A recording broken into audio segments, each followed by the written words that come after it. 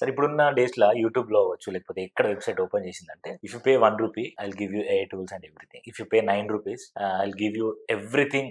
Like ఇప్పుడు AI గురించి అవ్వచ్చు, సాఫ్ట్‌వేర్‌కి సంబంధించిన ప్రతి టూల్స్‌ని మీరు పెట్టే ₹1 నేర్పిస్తా, ₹9 నేర్పిస్తా అని చాలా మంది అడ్వర్టైజింగ్ ఇచ్చుకుంటున్నారు. దాన్ని ఎంతవరకు నమ్మాలంటారు జనాలు? ఇప్పుడు ఏఐ ₹1 నేర్చుకునేదైతే అక్కడ కొన్ని క్రోర్స్‌తో దాని మీద రీసెర్చ్ వర్కౌట్ చేసే చేసి. వాళ్ళకి అది సింక్ అవ్వదు. ఓకే. ఇట్స్ ఏంటంటే కొన్ని ట్రాప్స్ అయ్యి ఉండొచ్చు. లేకపోతే కొన్ని జస్ట్ ఒక 2-3 వీడియోస్ అంటే రికార్డెడ్ వీడియోస్‌ని ఎక్కడో మనం కొనేస్తామండి. కొనేసి మనం ఒక వెబ్‌సైటో లేకపోతే ఒక సైట్‌ని మనం క్రియేట్ చేసేసి దాన్ని అప్‌లోడ్ చేసేసి ₹1 పే చేస్తామంటే వాడికేముంది అది జస్ట్ కొంటారు. కొన్ని కొంతమంది తీసేసుకుంటే అయిపోద్ది. బట్ పే చేసిన తర్వాత దానికి మనకి ఆన్సరబుల్ ఉండరు. అక్కడ రెస్పాండ్ అయ్యే వాళ్ళు ఉండరు. ఏంటంటే ఏఐ అనేది ఇంకా 10-20% నేర్చుకున్నారు. ఇప్పుడున్న 100% జనరేషన్‌లో 10-20% వచ్చు. ఈవెన్ కంపెనీస్‌లో కూడా ఇప్పుడు ఎట్లా అంటే ఆల్రెడీ ఎగ్జిస్టింగ్ యాప్స్ గాని ఇప్పుడు ఫర్ ఎగ్జాంపుల్ వాట్సాప్ తీసుకో. ఇదివరకు వాట్సాప్‌కి మీరు అప్డేట్స్ చూసుకుంటా ఉండండి.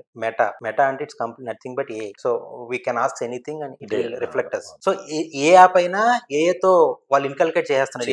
ఏఐతో వాళ్ళు చేసేస్తున్నారు. ఇంటిగ్రేట్ చేసేస్తున్నారు. ఎందుకు అంటే మార్కెట్‌లో ఉండాలి. ఏఐతో ఉంటేనే నా యాప్ అనేది గాని నా సాఫ్ట్‌వేర్ అనేది గాని మార్కెట్‌లో ఉంటది. లేకపోతే ఎవ్వరు పట్టించుకోరు. ఎవరు దాన్ని లెక్క కూడా చేయరు అనేది ఇప్పుడు ఉన్న సినారియో.